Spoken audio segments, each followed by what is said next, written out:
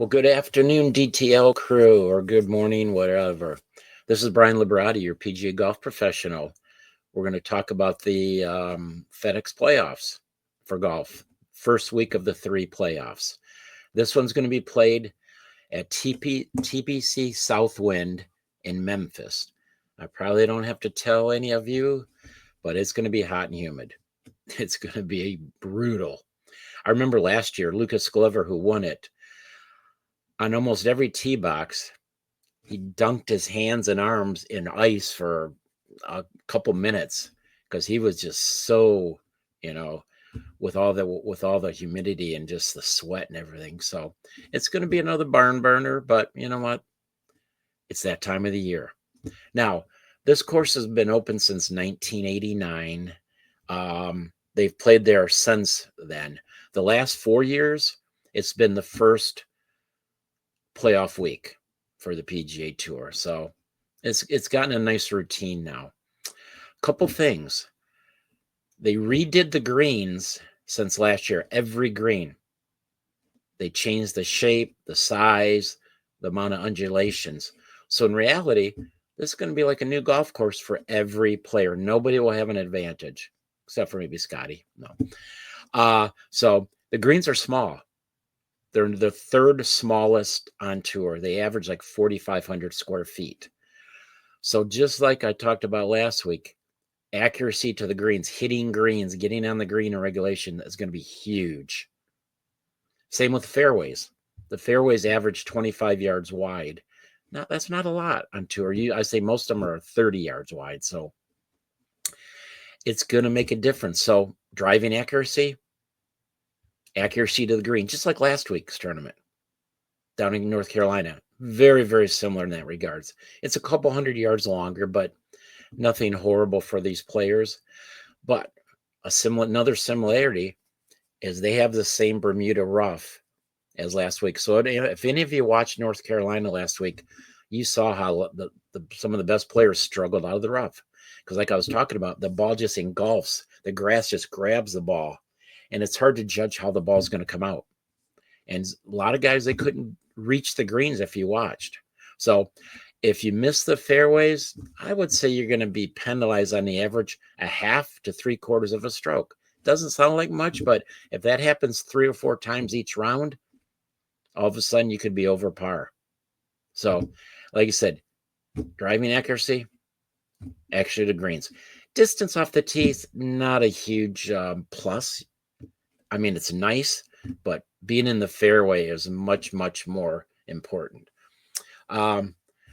This course also has 11 water hazards. 3 of them are from the tee box. The other 8 are when you're approaching into the green. So that's going to be an important factor too. So that's why, again, controlling your ball.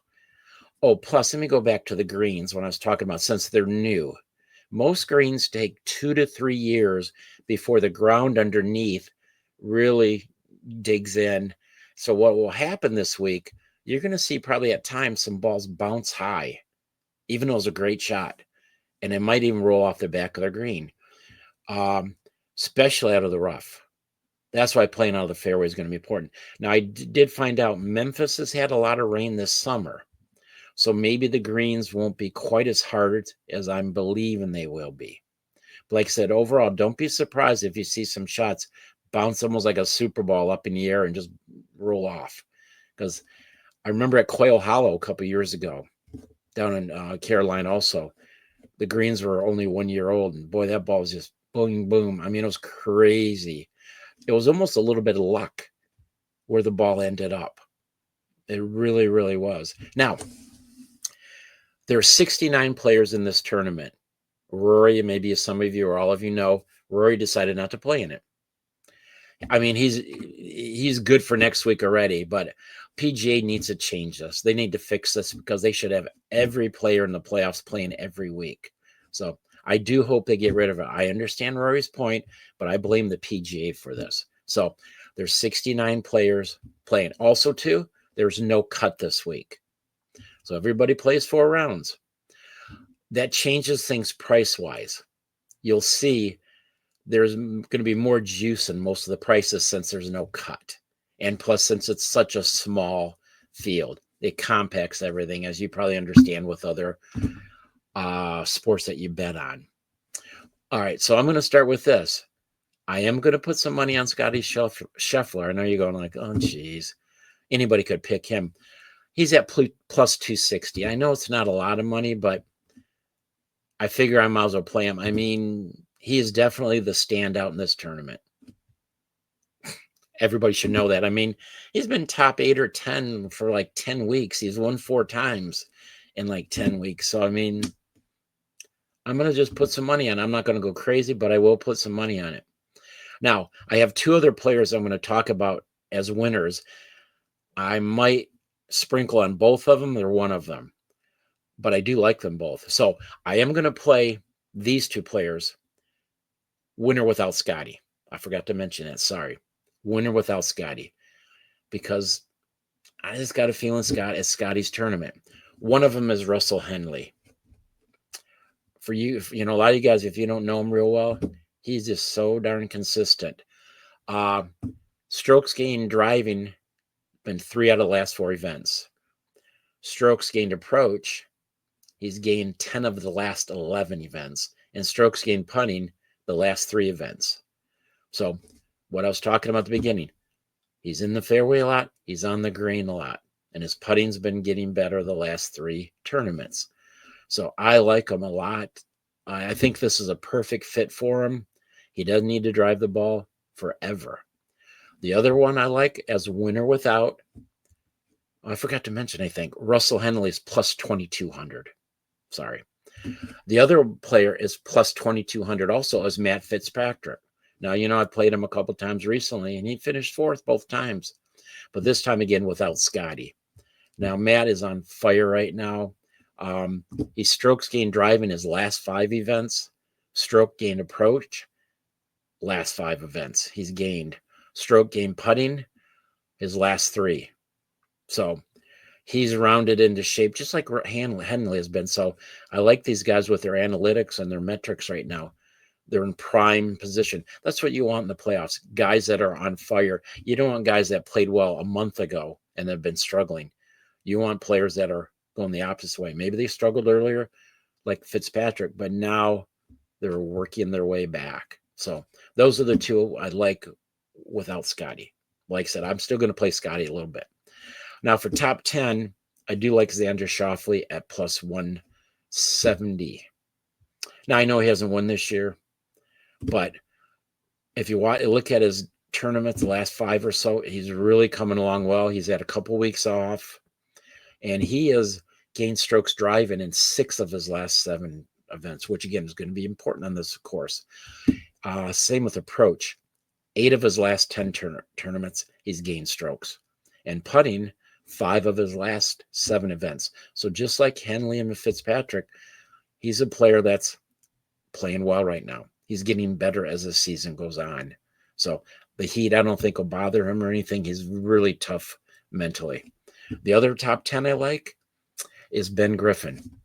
Now, if you guys have been following golf this year, Ben Griffin is right behind Scotty in all his metrics: driving, iron play, approach, blah, blah, blah. I mean, he's just been crazy good. And he's going off at plus 300. I couldn't believe that when I saw that. I love this. I mean, I almost wanted to play him to win. He's gained strokes driving 9 out of his last 10. He's gained strokes approach 13 of his last 14. And he's gained strokes on putting 9 of his last 11.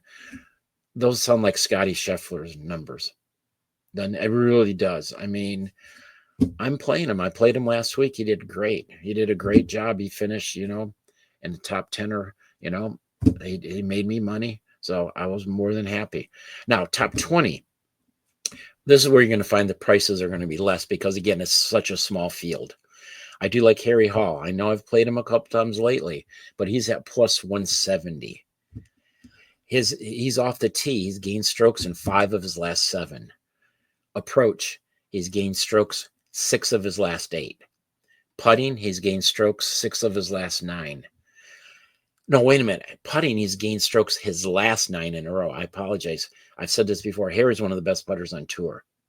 He's top 5 every year he's been on tour. So sorry, he hasn't lost any strokes putting in 9 events.